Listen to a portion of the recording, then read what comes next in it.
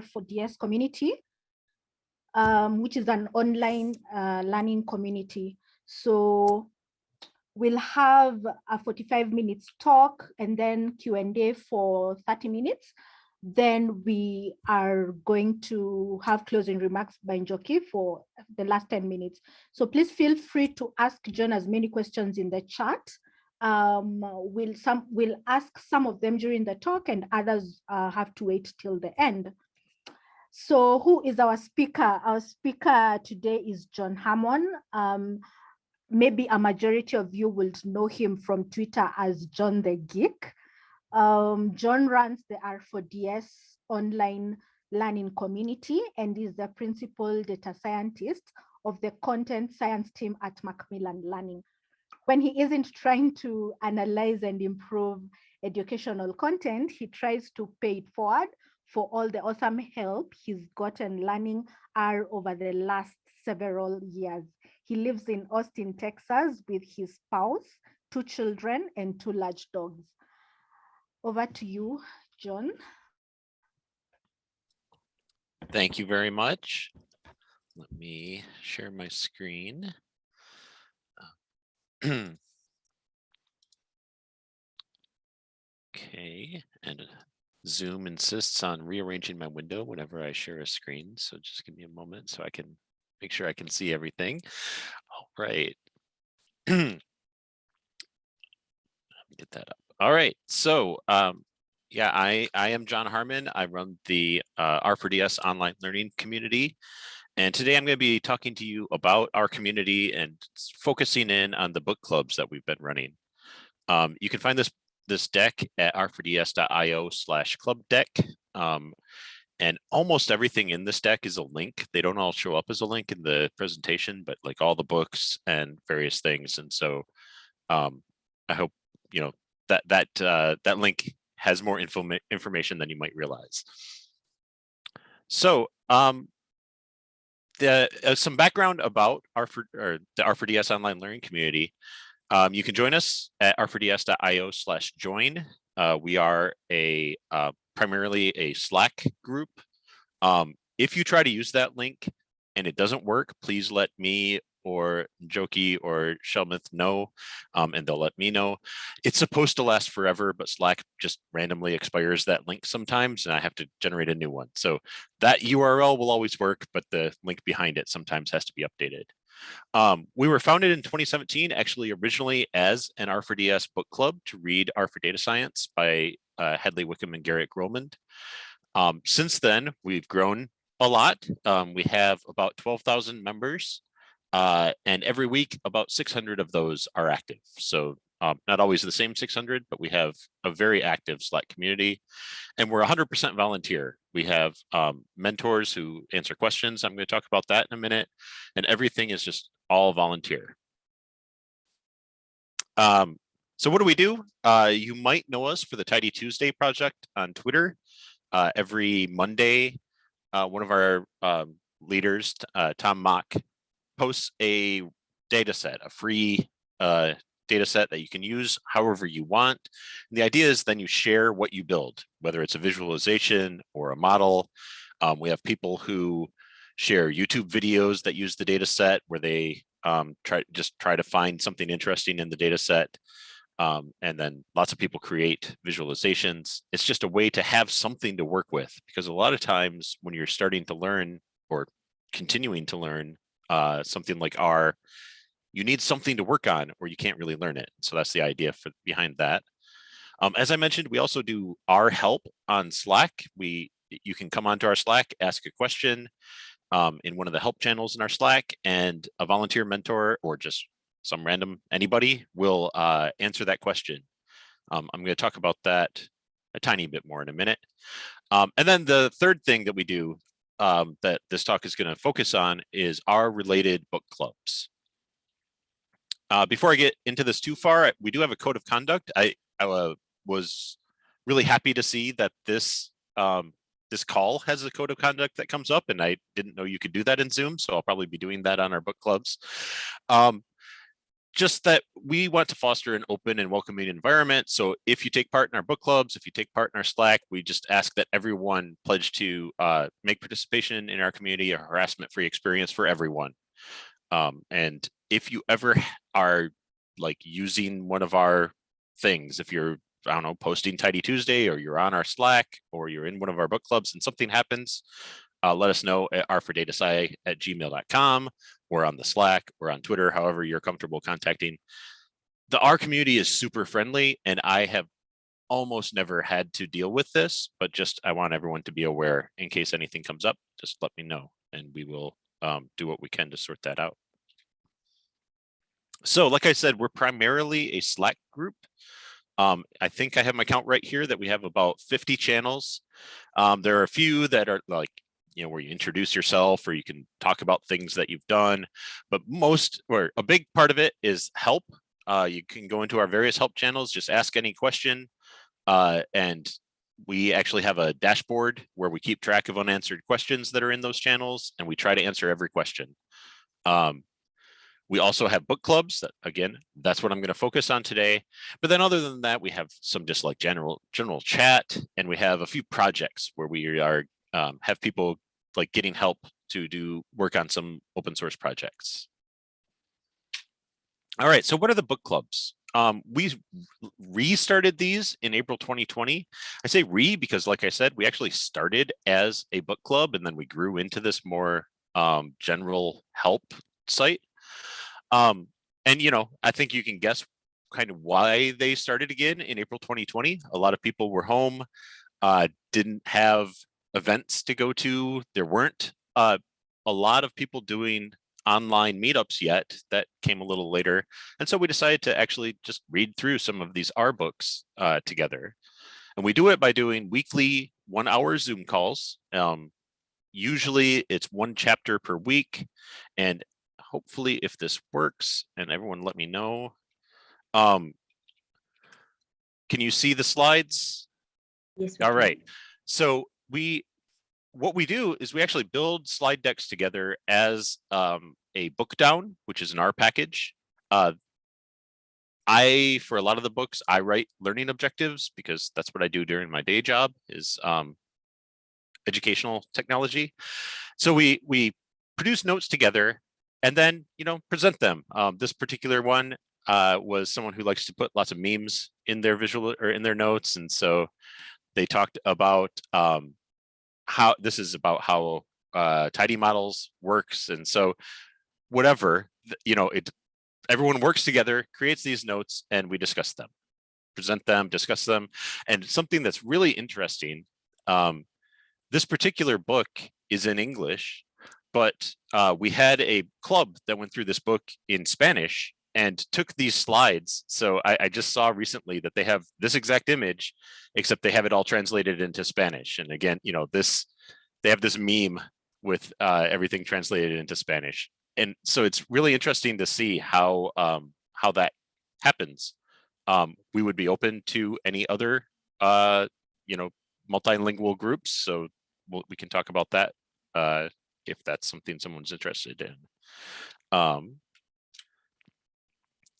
All right.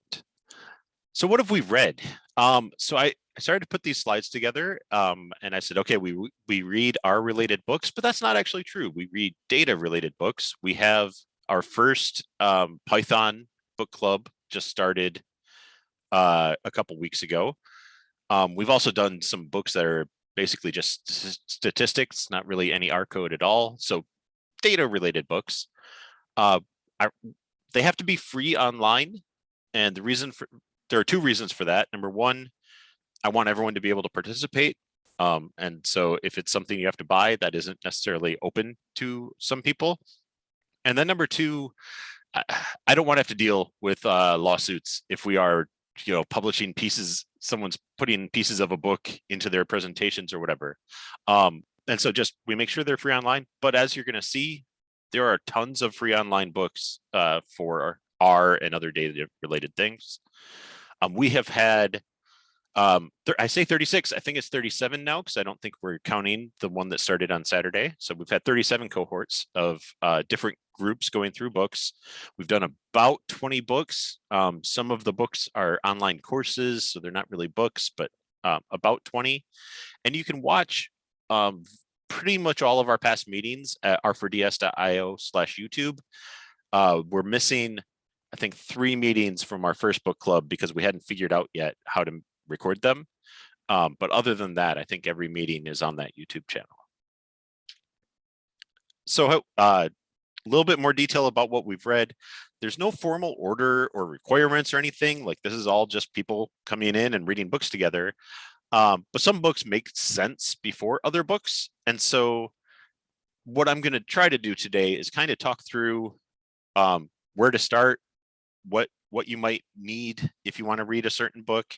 So for example, we had a book club that read this engineering production grade Shiny Apps book, and we will likely have another club for that soon.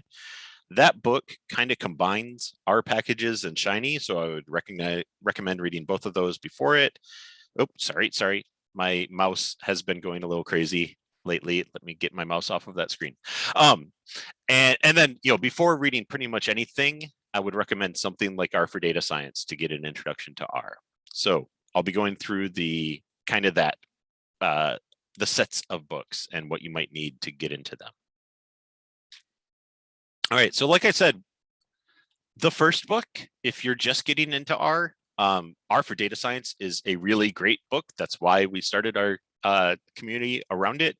It walks through specifically the tidyverse, but also just kind of a general introduction of how to approach data, how to visualize data, a little bit about modeling of data. That book has also been translated into multiple languages. We had a group for that book in Spanish, so Para Ciencia de Datos. Again, I would be very open to any language group, as long as someone who speaks that language is willing to help me run it, because I don't speak every language, obviously. We also recently had practical Python programming start, so that is a starting point. That one doesn't have any prereqs. I don't personally program in Python, so I can't speak a lot to it, but it is a useful language to learn. And one of these days, I probably will go through a cohort, either for that or some other starting book. And then another starting point is the book Statistical Inference via Data Science by Chester Ismay and Albert Kim, better known as Modern Dive. That is a book that it's focused on the statistics side, but it is purely written for use with R. So it teaches you how to do statistics in R. All right, moving on. Another kind of category of books that we read is modeling. This is, a lot of times people read these books so that they can do this. And so some books that we've done for modeling, again, those slides I showed you were from Tidy Modeling with R. This is a brand new book by Max Kuhn and Julia Silge. It comes out this summer, but it's free online, and it has been free online while they've been writing it. And so our book club, our first 2 or 3, I think our first 3 cohorts of that book club took place while they were writing the book. And so if you go back and watch the YouTube videos, some of them, I have notes in the descriptions about, when we read this, it was chapter 5, but now it's chapter 7, or that kind of thing. It's really interesting to do that, because in this case, both of the authors were aware of what we were doing and would watch some of the videos and would talk in our Slack to, improve the book, to find ways, oh, that was confusing to you guys. How about if we tried this? And so that's always really interesting to do, or to see. This one, again, also is currently, I apologize for the noise if my headset is not canceling it out. We've got some construction work happening on the other side of this building. But sorry, so this one is also currently being read in Spanish. The book is written in English, but the conversation is happening in Spanish. And so that's really, just really great to see. And I'm sure the authors love that it's exposing the book to a wider audience. Another one that is a good kind of modeling starting point. You have to be pretty far, or you have to get an R background before these books make sense. But the next one is this book, An Introduction to Statistical Learning. That is by Gareth James, Daniela Witten, Trevor Hasty, and Robert Tibshirani. The second edition of that book just came out last summer, and again, it's free online. It's a really good book about modeling. So when they say statistical learning there, that means machine learning, really. And so it walks you through all the different types of models, from linear models through deep learning, and just kind of what do all the different modeling techniques mean? What are their assumptions? What are their restrictions? And that one's been really useful. These top two books here, Tidy Modeling with R and ISLR, An Introduction to Statistical Learning, I recommend both of them. And I have to say, I don't know which order yet. I read the first one and then the second one. I kind of wish I had read the second one, but then again, having read the first one, I think the second one makes more sense. So my point here being, both of these books are good. I would recommend reading both of them. Another club that we are about to start is Feature Engineering and Selection. That one is by Max Kuhn and Kiel Johnson. It is a book about how to prepare your data for modeling. It's a really useful book. I haven't actually read it yet. I've read pieces of it. So I'm looking forward to that club. And then there are so many other books. I just wanted to call out a couple that the publisher Manning actually has free online versions of their books. And then you can pay to get the full or the print version, or to get where you can interact with forums and different things. But the free online versions are there. And so I've had these books that I've referenced but never fully read. An example being Human in the Loop Machine Learning. That was by Robert Monarch. That's a book about how to work with people to make a better labeled model, and to dynamically improve your labeling. Yep. Yes. So are you meant to be moving, because we are still on the modeling slide? Oh no, I'm still on the modeling. Down here at the bottom is what I'm talking about. Oh, okay. Yeah. Sorry for the confusion. But yes, this Human in the Loop Machine Learning, that we will likely do a club for that one. Deep Learning with R by Francois Cholet and JJ Allaire. That's another one that we'll likely do. So just the point being, there are so many options. Come by our Slack, and if you have interest in any of these, that will help them happen, and I'll tell you how to express that interest in a little bit. All right. So another area that we've done, and actually this is how we restarted these book clubs, was with Advanced R by Hadley Wickham. This is the one that we did back in April 2020. We've done a few cohorts for this one, and we will likely start up a new cohort for this one pretty soon. So if you're interested, join the Slack. This book is really excellent. If you do a lot of work in R, it takes you beyond, kind of beyond where you're doing work for yourself. And if you are writing things for other people to use, or for your future self to use, it walks through error handling and object-oriented coding in R, some of the advanced topics. Really highly recommend that book. In a similar vein, if you are wanting to kind of package up your R code, either for others to reuse, again, or for just future you to reuse, the R packages book, I highly, highly, highly recommend. I actually do all of my work as packages, even when it's just for myself. I find it a really good way. Well, I mean, if I were just doing it purely for myself, maybe I wouldn't do it as an R package, but even if I'm the only one who's ever going to be touching the code, it's a really good way to kind of keep everything together and be able to kind of formalize your thoughts, deal with testing to make sure that your code, so it's easy to identify if your code breaks, why it broke, what part of it broke, So that's just a really useful framework, in my opinion. Another one that we might do, we haven't had a club for this yet, but there's a book, Efficient R Programming. It was written, it only came out, I don't know, like the latest edition was, I think, 4 years ago, something like that.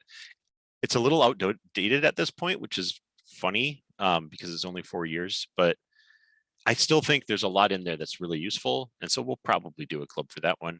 And I would love to hear more suggestions of some just kind of general advanced R programming books, because this is a category that I think has lots of room. You can always be learning more. And so we may have more in this area. Another wide area of kind of R learning is Shiny. I know Shelmith, actually, both Shelmith and Joki have learned or are learning Shiny, and depending on which one of them I'm talking about. Mastering Shiny is the new Shiny book that came out, I think it was just last fall, by Hadley Wickham.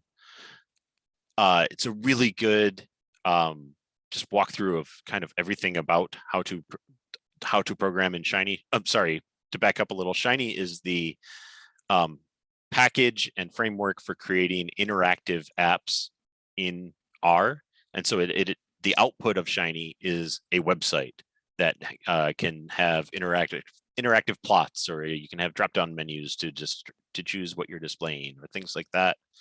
All of the apps that we use to administer the R4DS community are in Shiny. So there are lots of uses that you can have for Shiny. Mastering Shiny was this book that Hadley wrote about how to program in Shiny. And it was really interesting to watch that book being written, because if he got to something that was hard to explain, sometimes he would work through it and explain it as well as he could in the book, but he would also fix the code. And so that's an interesting thing about all these books, is sometimes they'll find when they're writing the book that, oh, this piece of Shiny is hard to use, and they would improve Shiny to make it more explainable. I find that really fascinating to watch happen. That happened a lot also with the tidy modeling with R book. As they wrote that book, they improved tidy models to make it more usable. Another book in the Shiny universe is Engineering Production Grade Shiny Apps. That one I mentioned at the beginning. That's by Colin Fay, Sebastian Roche, Vincent Guillard, and Kervan Girard from ThinkR France. I'm sure I slaughtered their names. I'm sorry if anyone speaks French and can recognize how bad those were.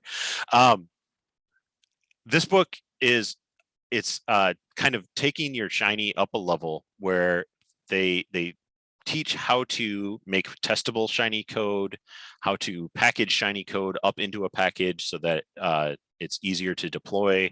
They do talk about how to deploy Shiny code, so that it's kind of like the next level of working with Shiny. And then that group that we have, the core group, has been working through the Shiny books. They're on a break right now, but they think they're going to probably do something like JavaScript for R next, where it's kind of taking it, even further off into the interactive web development. And so part of the point here being, you can just always keep going. There's a JavaScript for R. There's actually JavaScript for Data Science is another online book that goes more into JavaScript coding. And so there's a universe to keep going into, keep learning. Another category that we've had quite a bit of interest in, and that, this is what I do at work a lot, is working with text. And so it will keep going.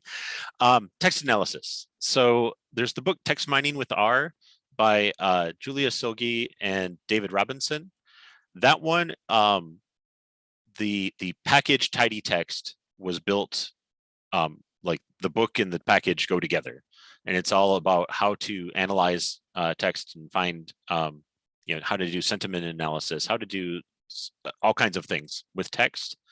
But just this last year, the last few months really, this supervised machine learning for text analysis in R came out by Emil Hvitvelt and Julia Silge.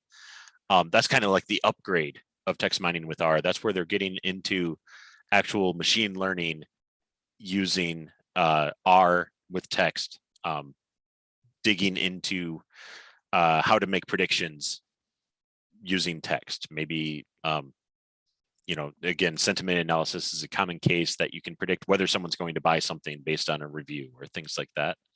And we will almost certainly read more books in this series because, again, this is the area that I am really interested in. And so I'll be recommending them. But, anything that people are interested in, I am happy to hear more about, and we will do more clubs. Another kind of broad area of books is data visualization. Right now, we have a cohort reading through ggplot2, Elegant Graphics for Data Analysis. The picture I'm showing here is the second edition, but they're actually reading the in-progress third edition, which adds Danielle Navarro and Thomas Lynn Peterson to the authors, along with Hadley Wickham. So far, surprisingly enough, that's been the only book that we've done on data visualization. And I say surprisingly because we have, we do Tidy Tuesday. We have lots of people who are interested in data visualization, but somehow more books have never come out of it. There are a number of data viz books that are out there free online. So I'm interested to see kind of what gets chosen next. And I might suggest some. We'll see how that goes. And then I threw one book in here just because it is kind of a standalone book. It's Data Science and Education using R. As an example of, we go, whatever people are interested in. In this case, actually, one of the authors here, oh, darn it, sorry about that. One of the authors, Jesse Mostapak, actually founded our group, the R for Data Science Online Learning Community. And she went on from founding this group to help write this book with Ryan Estriato, Emily Freer, Josh Rosenberg, and Isabella Velasquez. And that last author, Isabella Velasquez, actually, she heard that we were going to do a book club for the book, joined the Slack, and participated in the book club, and actually now participates in lots of other book clubs. And actually, she has since started working at our studio. So it's been just interesting to see that journey. And whenever we get the authors involved, it's just really, it's a really great way to do a book club because you can really learn, well, what did they mean by this?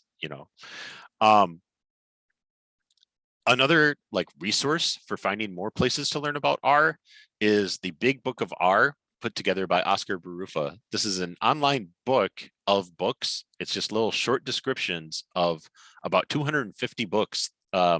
Some are free online, some aren't, but it's just the wide collection.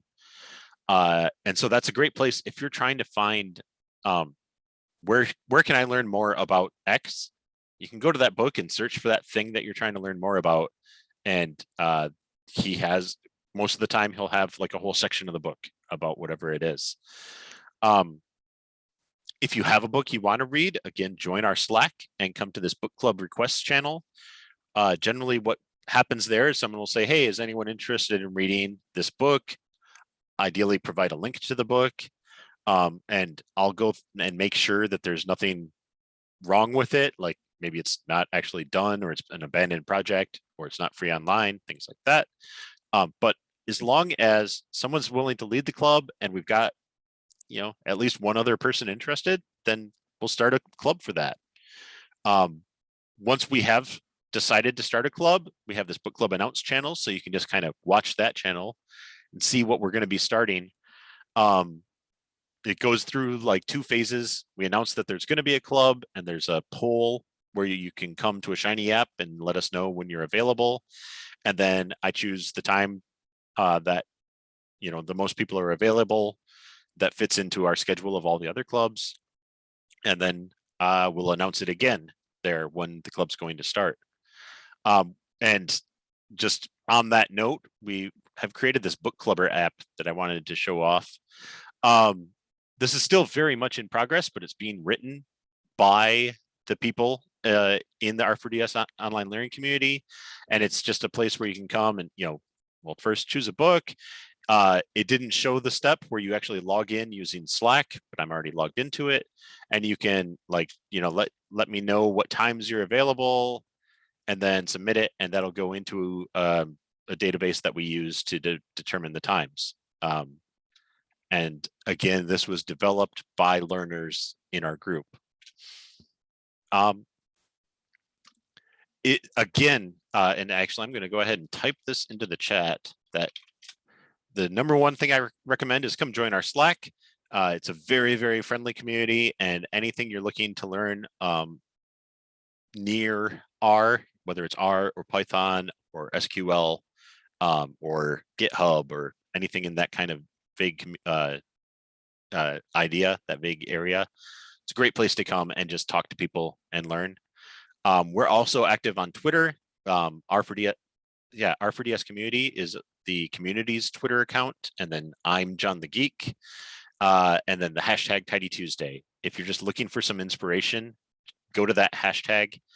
There's lots of great stuff there. You can email at r4datasci@gmail.com. You're welcome to do that, but frankly, I just recommend coming to the Slack. It's a much easier and faster way to talk to people. And again, you can find this deck at r4ds.io/club deck. And with that, do we have any questions?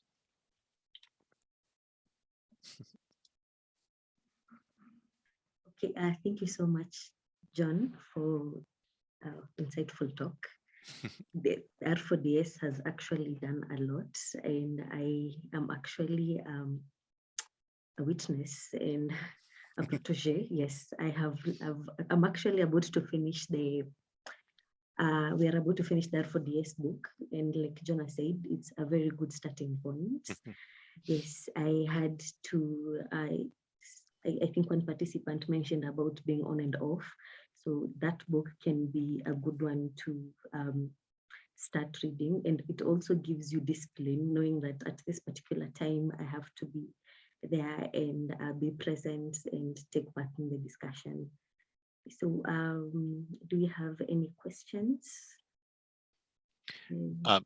One thing related to that I want to point out is, as you know, I am in that cohort reading R for data science because I've been working with R for a while now, but I had never actually read the book cover to cover. And it's been so useful to actually go through that. So even if you feel like you're really experienced with R, some of these books, like a lot of these books, I had read pieces of, but never actually read the whole book. And having the club helps you actually make it through the whole book. And so I do recommend joining.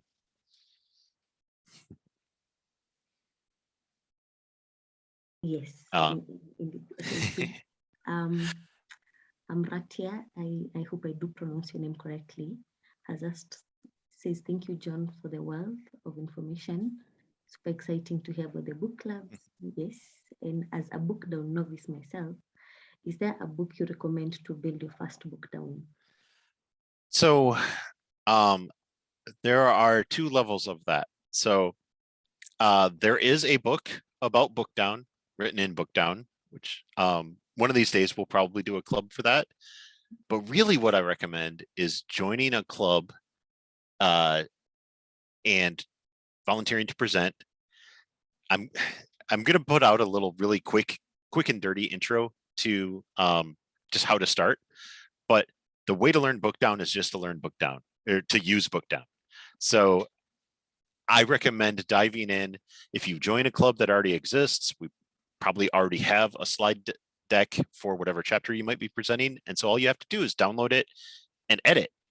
Now I say that as if that's easy. It's not necessarily, I mean, it's not hard, but it can be intimidating to start. But I really recommend just dive in. In this case, Bookdown isn't that, like, you don't have to learn how to build the book and how to publish and how to set up all the margins and all the things, that kind of thing to start with. You can start by just using it. And then as you go, start learning, here's how to make a section invisible in the table of contents. You don't need to know that if you're just starting, but there are these advanced topics you can kind of work up to. That is a really good point, though, that we haven't done any of our Markdown books. And the book down book might be one that I kind of greedily put onto the list because it would help me. And so I might lead a cohort through that. And kind of our goal would be to update the way that all the notes work for all the clubs. But yeah, I would start just by, R for Data Science or any book, join a club and just start using it. Oh, right. And it looks like we just got a wall of questions. Yeah. So another question by Tom, is there a book on how to manage our projects? So I don't know of one in general. I do, like I said, I do almost everything I do as R packages, and the R packages book talks about how to manage R package projects. But I don't think there is one about, like, the missing book about RStudio would be kind of what you want there. I'll have to watch out for that. I do know Jenny Bryan has a workshop that she does. Was it What They Forgot to Teach You About R? And I think that covers some of the kind of project management side of things. So let me, again, it jumped around, but I'm gonna make a note. That workshop is available online, I believe. And so here, let me just say, I'm gonna put in the chat what that is. And anyone can do what I'm going to do afterwards of just, oops, sorry, Jenny, I think it's Bryant. I just realized that I'm drawing a blank on whether she's Jenny Bryan or Bryant. We'll deal with that later, but sorry, that would be where I go. So Google What They Forgot to Teach You About R, Jenny, God, I think it's Bryant. Why am I drawing a blank right now? Either way, Google will figure it out for you. And that's where I would start. And then I am really interested, like, that's a good call that she has those workshop slides, I think, free online. And that might be an interesting, book club, because not all the books we read are straight up books. So that might be a good place to start. There's a suggestion in the chat of the carpentries.org. They definitely have some great ideas. So that is they also have workshops and lessons on projects. So that is a good place to go as well. Also, if you have, if you try it and you have specific questions, come to our Slack. The R4DS community can help you through once you have specific questions. That's what we're most helpful with. Anything else? I want to call on Shell to ask a few questions. Okay. Shell, please. Okay, thanks. John, wow, thank you so much for the talk, for the presentation, and I'm hoping I'm audible. Jockey, thumbs up, thumbs down. Awesome. So, I didn't actually know that the book club started during COVID. Like, when you look at the success right now, you will think this is something that has been running for like 5 years or more. I have to applaud you for that, especially given that I don't know whether you mentioned this during the talk, that all this work is voluntary, and you're able to afford time to support all these book clubs and a lot of things just happening. It's such a big thing. It's been, just to interrupt for a second there, that it has been amazing to see. I started writing learning objectives for the books I was reading because that's what I do at work. And it was a way to, I actually do other things, but we have learning objectives on our content. And I wanted to do it to practice, just to write learning objectives for practice. And people found them helpful. And then clubs that I am not in, books that I haven't read, people are writing learning objectives for them. And I just love to see that because, they might not be perfect, but that's part of the idea, is each club can build on the previous club and make this kind of study guide to go along with the book. So that's been just really exciting to see how it kind of grows. It must be. Maybe a quick question. Do you get tired? Are there times when you have downtimes? You're like, you know what? No, this is too much work. I need to breathe. I have had a couple of times where I back off a little bit from the group and let other people take things over. And that's been, I don't know, like it works. I actually had a chat, I don't remember when it was, about a year ago, with a woman who's doing I think it was her PhD in community building. And she had been talking to a lot of people who like ran communities, and a lot of people like, you know, there are books about how to launch a community and things, and we just kind of did it, and we didn't, I don't know, accidentally this community worked. I think partly it's because we already had a really friendly R community on Twitter. Partly it was probably the way that Jesse started it. I don't know how it happened, but we do have like, this community kind of runs itself and is just super friendly. Yes, I do a lot of work, but so do a lot of other people. So it's and yes, like Lucy said that she started writing learning objectives for trainings that she does. I just love it. I love the way things kind of grow. The Shiny app that I showed you, the Book Clubber app, I had wanted to make that for a long time. We had a website that we used for planning, like scheduling the book clubs, and it had some bugs and it was hard to work with the data. And I was like, man, we should do this as a Shiny app. We all like, we reading Mastering Shiny, let's make a Shiny app. And finally someone just did it. It was like, hey John, how's this? And then I worked with her, and you know, we've been building on it. I added in the Slack login and we keep expanding it.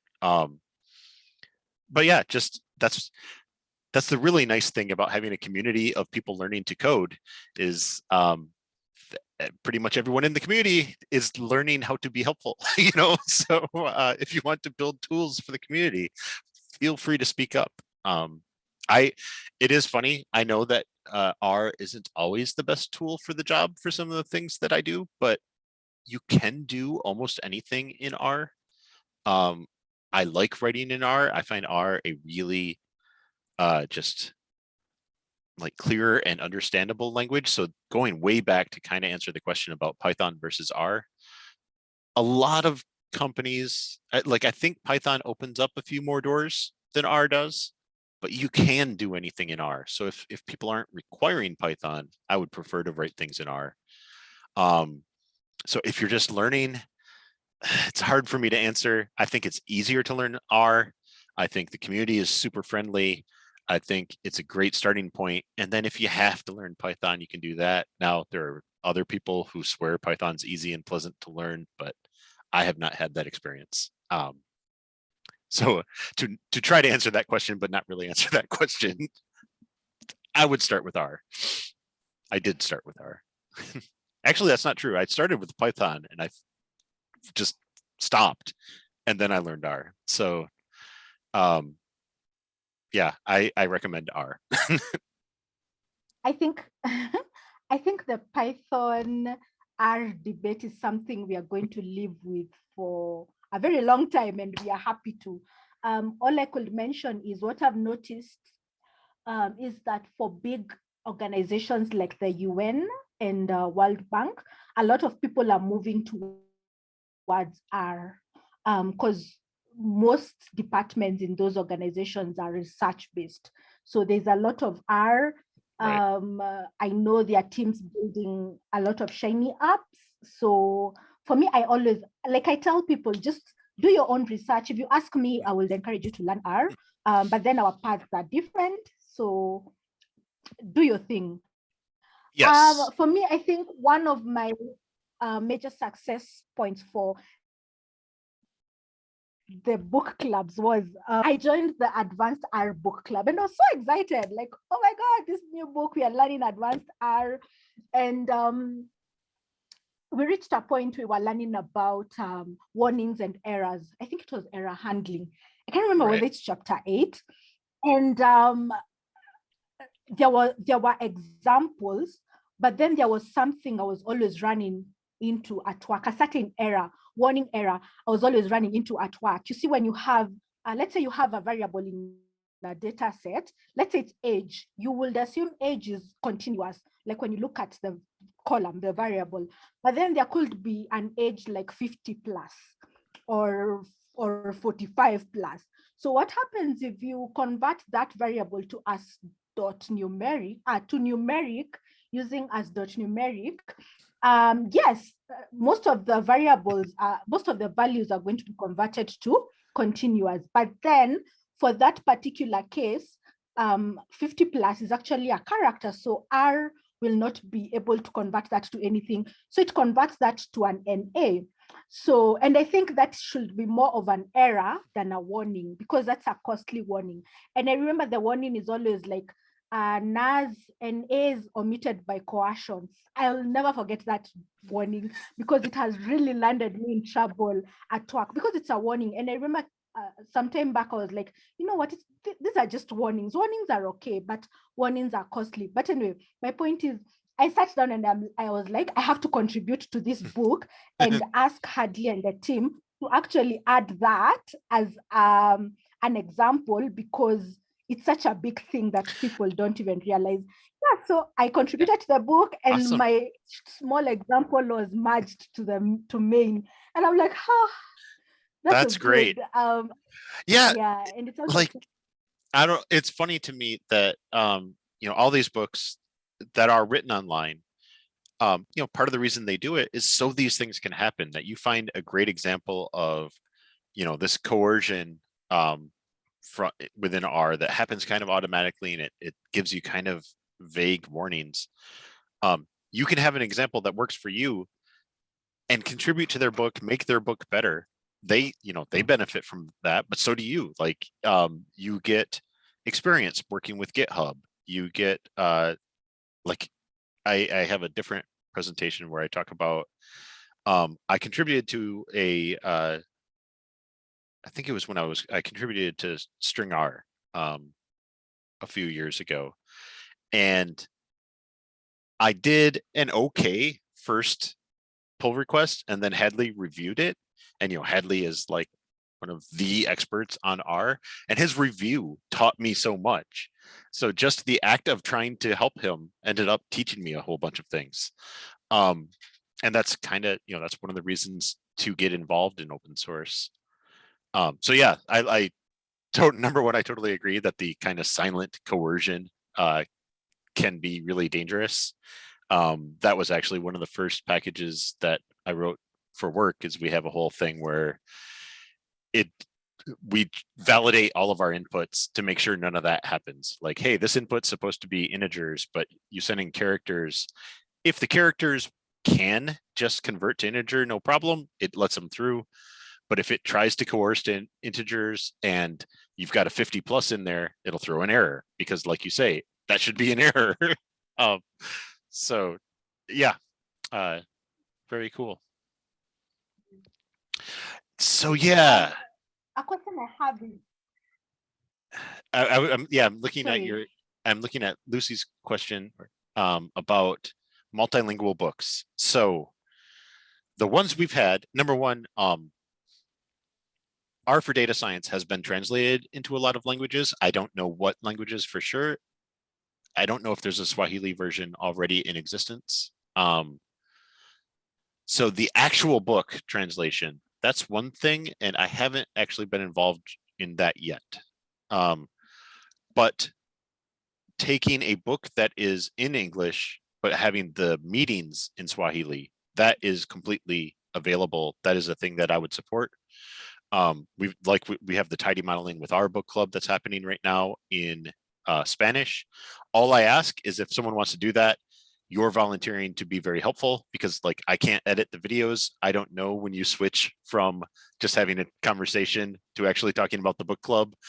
And so I would need help with that, for example, because that is one thing, like I said, we put all of our meetings on YouTube, but I go through and trim out the beginning and the end, where people might be just talking about things unrelated to the book clubs that they don't necessarily want to go up on YouTube.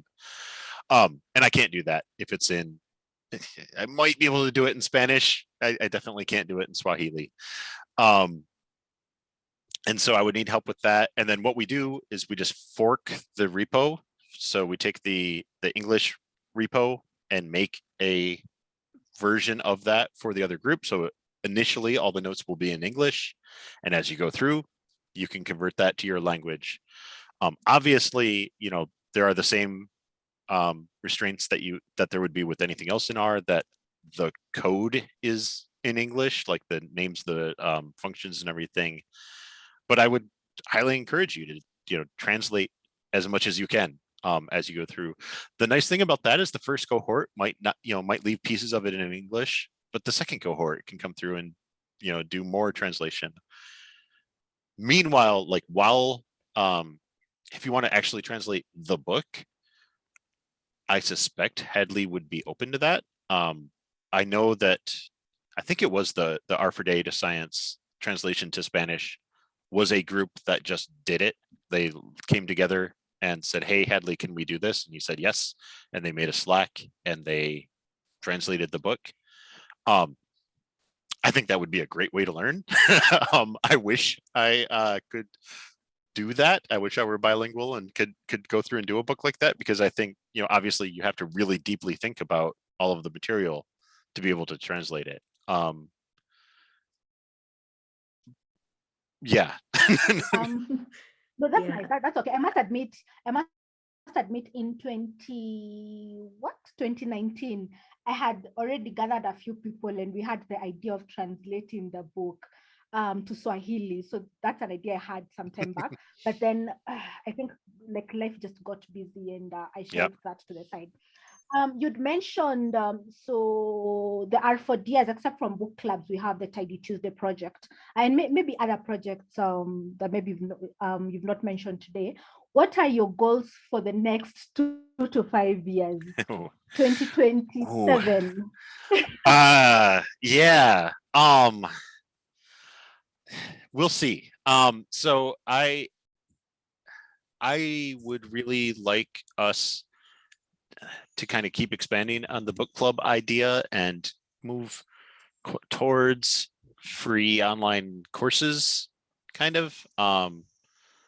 I don't know for sure where we'll go with that, but you know, if we can get to the point where we can have, you know, right now we're developing kind of the slide decks and the notes for the books, but maybe start adding some exercises or start adding more examples and tutorials and things like that for the books. So that's one thing. That's a big thing that I would like to do. I would like to like officially found us as a nonprofit so that we can like take donations and do the whole thing. Right now it's purely voluntary and it's like it costs money for me to run it. And so I would like to get to the point where people can help out a little bit. That's eventually on the docket. But mostly just keep going with the book clubs. Like I really love the book clubs. It's been really nice. I want to automate more and more of the process so that I don't have to have a personal touch on so much of it. Yeah, man, 5 years, that's a long time. Like I started learning R. Yeah. I don't think I started learning R until about 5 years ago. So who knows? There's a lot that Yeah. Yeah. Okay, sorry. Thank you so much. We are going to give a chance to Susan G, who's raised their hand. So maybe unmute. Yeah. I don't know if you can you hear me? Yes. Oh, it's Susan. Hi. I just wanted to comment on the translation issue. I speak Swahili just like I'm Kenyan, just like Shalmith and Njoki. So I currently live in France, and so recently, this is something completely unrelated, but it taught me something about translation. I recently had to help someone translate a documentary filmed in Kenya, where the dialogue was in Kikuyu, which is my mother tongue, mixed with some Swahili and English. And so I think if you're going to translate the book, it might also help to have, I don't know, someone who's, I'm thinking maybe someone who's kind of studied Swahili in a very academic level, just because of the vocabulary, because I find like with French, there's a lot of the things that are there in English, like technical terms and things like those, they exist in French. And that's because, you know, like the French do everything we do in English, they do it in French. And so they've developed the vocabulary. So to be able to get the right equivalence of things in Swahili, for instance, it might help to just have some help of someone who studied the language more in depth, unlike, some of us who've just studied it a bit in school, and then we, of course, use it in daily life. So that would be my suggestion. But it's a very good idea to have this kind of bilingual stuff, because it makes things more accessible to people. Again, like even when I was suggesting having a group that's like you mix Swahili and English, is because in my experience as well, the French do that a lot, where you have conversations that suddenly switch to English and then back to French, because sometimes you just get stuck in both languages. Yeah, thanks. Yeah, for sure. Yeah. It would be interesting, like if anyone ever is really, or if you all are really, really interested in translating a book to Swahili, definitely, like, translating is hard. And so getting someone, you might want to find someone who's not necessarily anything to do with R, but has done some translation of especially like academic texts. But I think it would be great. I think that'd be a great project. And like I said, I think that'd be an amazing way to learn, because writing the same way that, like I said, while they're writing the books, they end up editing the software a lot, because they're using the software so deeply in order to write the book that they realize, oh, that's the way we do that thing could be better. Like if I can't explain it in a book, then it's not a good way to do it. And even, if you're then taking that and translating it to another language, you're going to have that same experience of you have to really understand how this thing works in order to translate it. So I think that'd be an amazing project. I would love to like help with the technical side, but I couldn't help with the translation side. Thank Yeah. you. That's amazing. I think we should look for Tanzanians. So Tanzanians speak more Swahili than we do. Yeah. But that's something we can look into. My next question is regarding attrition rate. So I remember when I joined when I joined the book club, I was again very excited. Week 1, week 2, week 3. But then I think I can't remember by what week like work became so much, and like both like working and participating in this book club became too much for me. So I had to step down or just back off a minute, because I think at that point work for me was priority. How do you deal with that? Like many people, I don't know whether you've ever seen this image of when people are organizing a trip. So it's an inverted triangle. At the top, there's so many people with ideas, blah, blah, blah. But the people who actually end up turning up for the trip are very few. How do you deal with such cases? So that is something that I am still trying to understand. We've had 1 or 2 clubs that fizzled out, like they didn't make it to the end, which I think is amazing. Like I think we've had a really high success rate with how many clubs have made it all the way through the books. Technically, my Tidy Modeling with R book club didn't make it all the way through, because the last chapter wasn't authored until like a few months after we finished, and we never came back and did that last chapter. But otherwise, most of the clubs do make it through, but most of the people definitely do not. Like the clubs, I think the R for Data Science club that we're about to finish started with, I don't know, like 15 people, something like that. And there are, 5 or 6 of us left. but that's fine. And like, I really find the clubs are best at about 4 or 5 people. That's where it's small enough that you can feel comfortable talking to each other. I don't have a good answer. I'm trying to find more about how we can keep them going. We do seem like, I think part of how it works is by having, we have a facilitator for each group, as you both of you definitely know, who's kind of like in charge of making sure someone is available to present. But then, you know, you're strongly encouraged that you are not in charge each week. Like, get someone else to be in charge for each week. We've gotten a little bit better about doing signups ahead of time. All that is in order to like let someone be in charge of that week. When you're in charge of it, you're going to do it most of the time. You know, like that gives you the commitment of, okay, I've got to read this chapter. I've got to prepare it. Everyone else can just kind of watch and sit back and make it through. I don't know. I'm kind of rambling. I don't have a good answer. Having the club helps me make it through a book. So I think that's a first step. And then how we make the club succeed, it does depend somewhat on whether it's like, I do think part of it is having, well, I was going to say having a big set that can wind down, but we've had several clubs that only had 3 people all the way through the club. We've had a couple that have finished with just 2 people.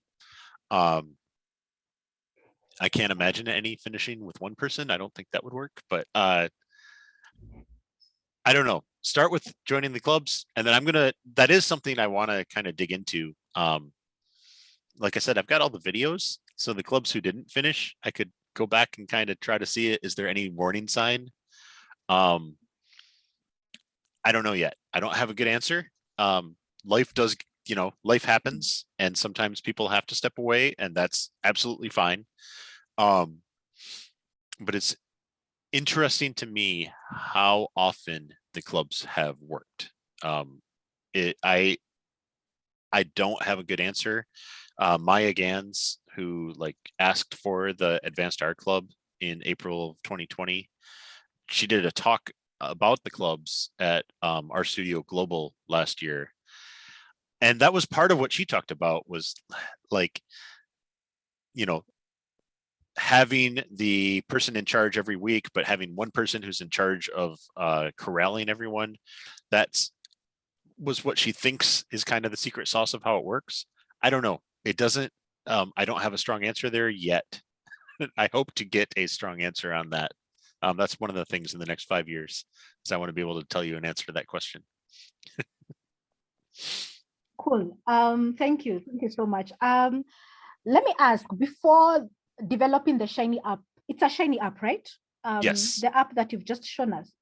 Before developing that, how are you able to coordinate people in different time zones? Oh, even with the Shiny app, time zones are awful. I hate time zones. So all of our clubs have to, for me to be able to organize them, they operate technically underneath everything. They're on America, Chicago, US Central Time, which means, at least for now, that twice a year the time changes with daylight savings time, and that screws everything up for international book clubs, and I hate it, and I don't want that to happen anymore. Fortunately, it looks like we might be getting rid of daylight savings time in the US, which would be nice because it makes everything just easier. So in the app though, whoops, darn it, I had it ready to go. My mouse is going crazy. I'm sorry about that. All right. So this is the Shiny app. It's on shinyapps.io. It, when you load it, it auto detects what your computer's time zone is set to. So you can see it went to America, Chicago for me, because that's what my time zone is. Not everyone has their computer set to their local time zone, so that you still can choose it. And it's actually funny, because to show you just how awful time zones are, this is the list of all the time zones that we have to include in order to cover everything that could possibly be there. and it's ridiculous. Like, time zones are awful. I hate time zones. But so to answer the question, we kind of deal with it. We we set everything up for you. You choose your times in your time zone, and then we translate it and deal with it from there. But like I said, when we shift in America, and then like it's not the same week as Europe's shifts, and obviously, anyone below the equator, it's the opposite summer schedule. It's just, and sorry, anyone south of the equator, which isn't necessarily below. It's awful. I hate time zones. But it mostly works. I do think we've had a couple times where clubs had to reschedule because America changed. The club was mostly not in America, and they're like, hey, the new time doesn't work. But the new time, if they wanted to just stay with the old time, it would run into a different club. We're still working that out, and I apologize if you're in a club and it runs into that, but so far we've been able to, I think, always deal with the rescheduling. One thing that is interesting, like we do have clubs based in different places. So like, maybe like I think the Advanced Art Club that you were talking about was mostly Europe and Africa, so that it was, earlier times relative to America. And so we tried to do that. We had a mostly Indian R4DS club, and so they were on the almost 12-hour shift, 10.5-hour shift from the United States. So we do provide that, but there isn't a good answer, as I'm sure coordinating this talk. This is the middle of my workday and it's nighttime for you. There isn't a really good answer, other than we try to scatter the talks or the clubs throughout the day, and we try to go by what people sign up for. So, for example, if all of you come to the Slack and want to do an R for Data Science club or an Advanced Art club or whatever, chances are that would let us see, oh, hey, people want to do this at times that are convenient for you. That wouldn't necessarily be times that are convenient for me, and I don't care. I don't have to be there. So it can be midnight my time. I don't care. We set it up to be automatic. But yeah, it isn't perfect, and it probably never will be perfect. And Okay. just I want to reply to the chat that yeah, it's totally fine to take time out of my workday. I work from home. I can schedule around that. So don't. Thank you for having me. Awesome. We're so grateful that you accepted our invitation. Maybe the last question because of time, and I will want you to maybe combine the response with maybe your closing remarks on anything Tidy Tuesday, R4DS, anything. So let's say, for example, we have, because one of our goals as our ladies Nairobi is to encourage people who are still in university to learn come up with campus clubs. We already have one campus that is already doing that.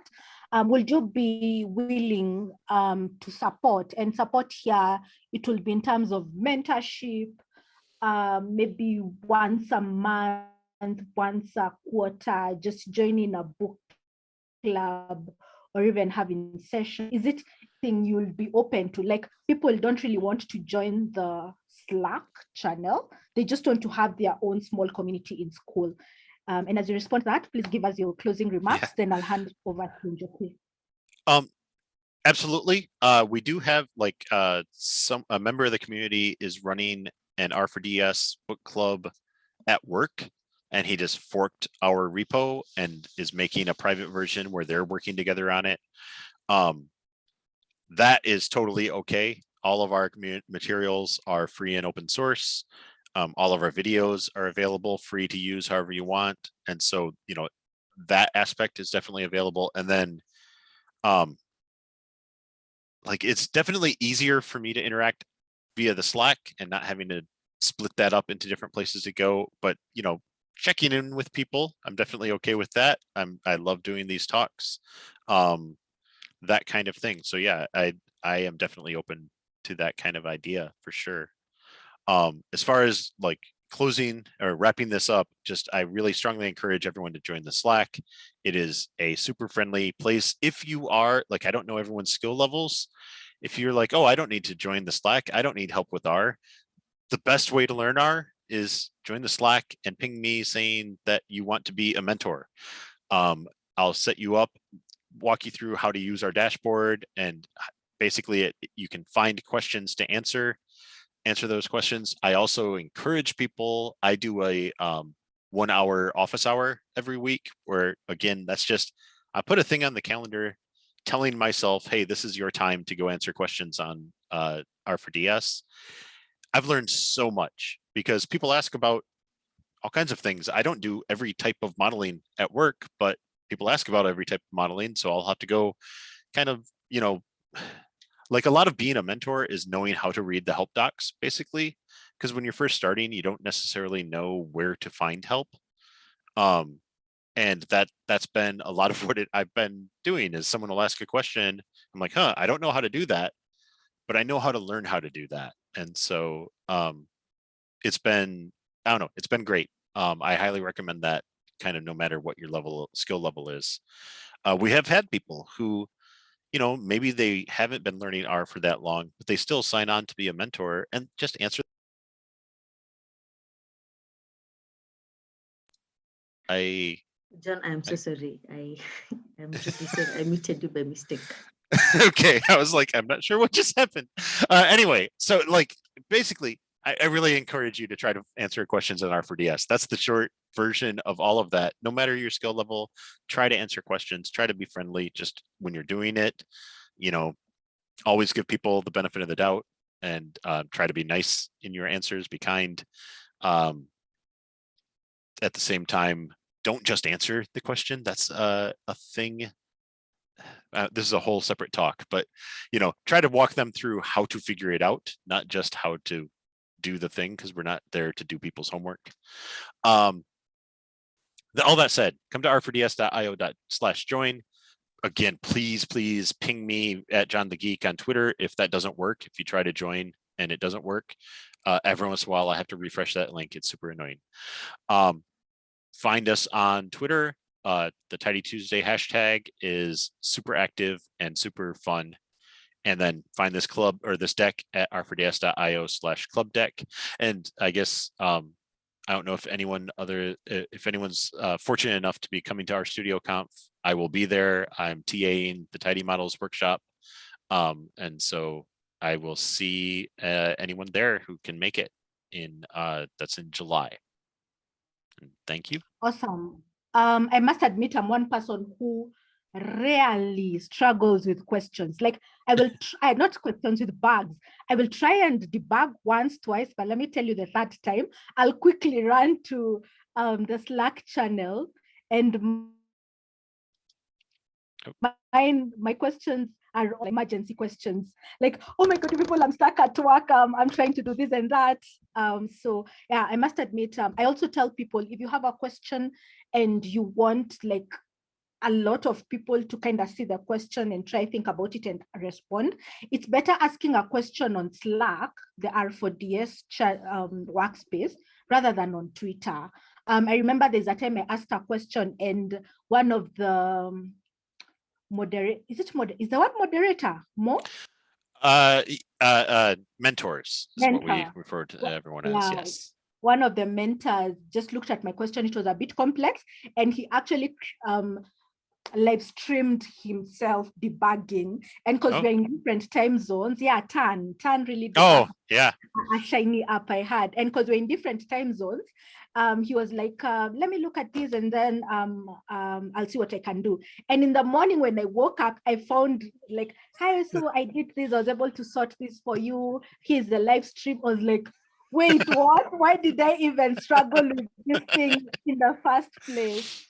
So yeah, please join the R4DS. Like there's a lot there. I must admit for me, and we talk a lot with Njoki about this, my skills, like where I am right now with R, it has all been about the community. I have learned so much from even questions that are answered because they're answered publicly. Right. You can actually, I don't know, there's just so much to that and engage and make friends, because right now we are friends with John, right? Yes. Yes.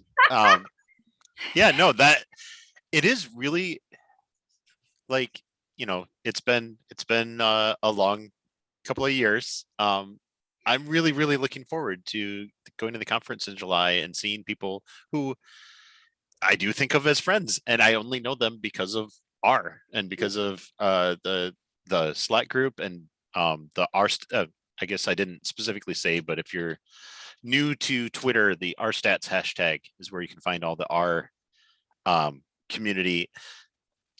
Yes, there are always, in any group online, there are going to be people who are less pleasant, but our community somehow doesn't have many of them. It's very rare for anyone to like be a jerk in an answer on our site. And I don't know, that is astounding to me. Like if you've ever read Stack Overflow or different things like that, generally you'll get someone who tells you how stupid you are or things like that in online communities. And we don't, like, no one, everyone understands that everyone's learning all the time. And there are things that I know that you don't, and there are things you know that I don't. And somehow our community understands that better than most. Which I think is a huge thing, because and I'm passing over to Njoki in the next like half a minute. That's really good, because sometimes people don't know how to ask questions. Right. And I must admit, I'm one of the people who will be like like I will step shiny giving me problems and help me out, but we tend to forget that you're asking people who really don't know what your problem is. So for me, when someone asks me a question and I can't understand, my patience level is at like, I can't understand your question. But I get that. Yeah, our community is very, very friendly, and at least people try their best. Thank you so much. That's it from me. Over to you, Njoki. I'm going to share my slides. Yes. But either way, this was a very good discussion. Yeah.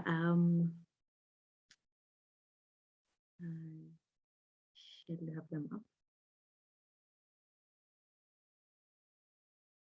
Okay.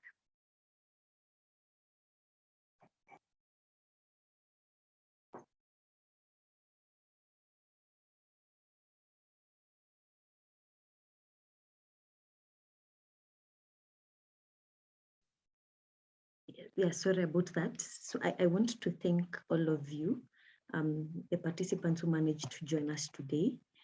We are truly grateful, and for all the insightful questions, and John for the talk about R4DS. It's truly an awesome community, and I count myself lucky to be part of it.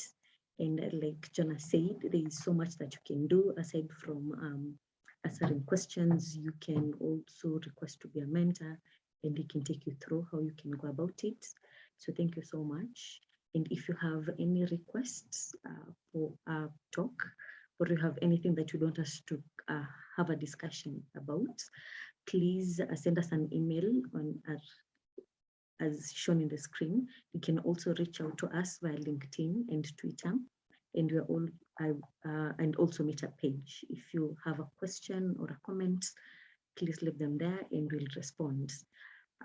Once again, thank you so much. And I think, and please remember that we'll be sharing the recording and the slides very soon after we do some edits here and there. So do enjoy your nights, and we can call the meeting to an end. John, thank you for the links. Thank you very much. This was great. Thanks. Yes. Bye. I will end the meeting, in the next few minutes, but you are allowed to say a comment, can unmute and say.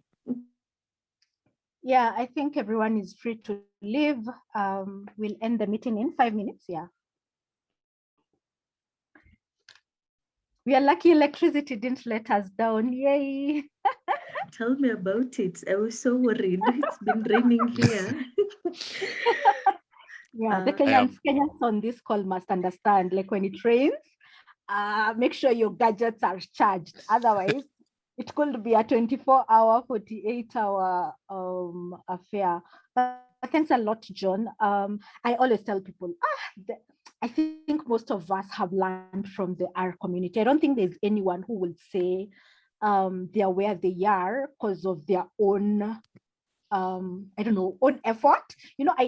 Someone once said that we shouldn't say that I'm self-taught. Like, hi, I'm Shalmith. I'm a self-taught R developer or R data analyst, because we are actually community taught. Because it's the community that comes up with these awesome resources, right?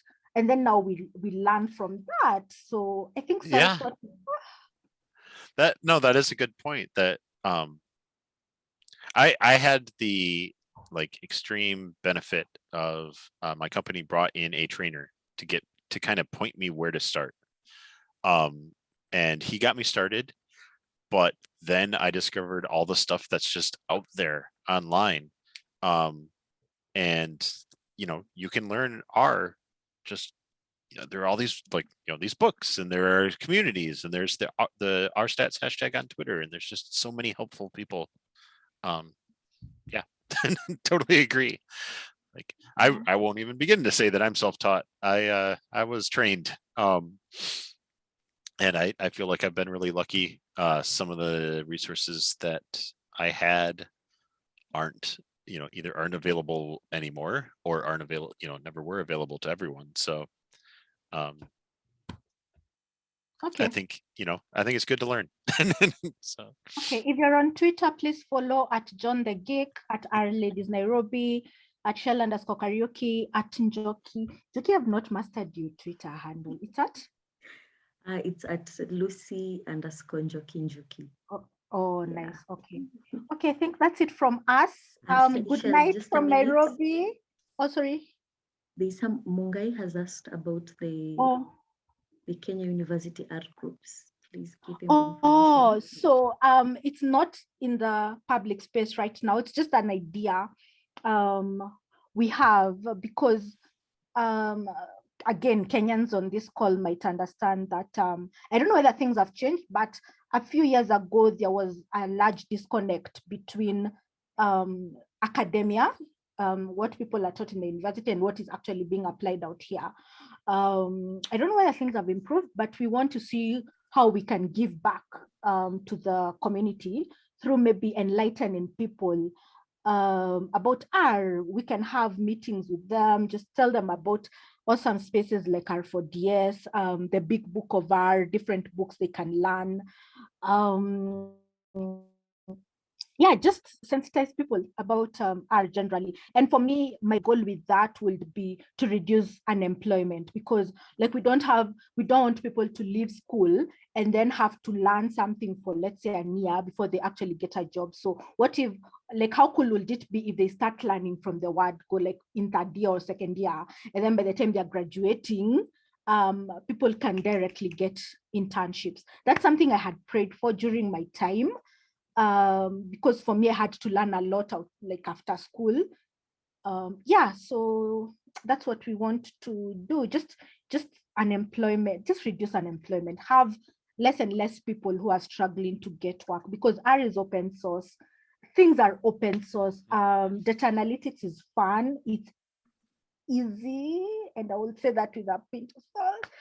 It's easy, and people can do it. And right now, almost everyone wants to get into the data and software development space. And for those people who are kind of confused between R and Python, we will want to win some of the hearts.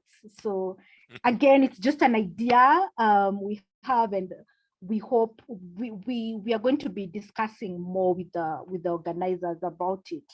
But yeah, that's like a goal for the next few months, or maybe next year. I don't know. Yeah. Okay, thank you Okay, so thank much, you. Shell. I think Yeah. I'll end the meeting right now. Thank you so much, Yeah. John and Shell, All right. and the participants again, and have yourself a good day, good evening, or good morning, wherever you are.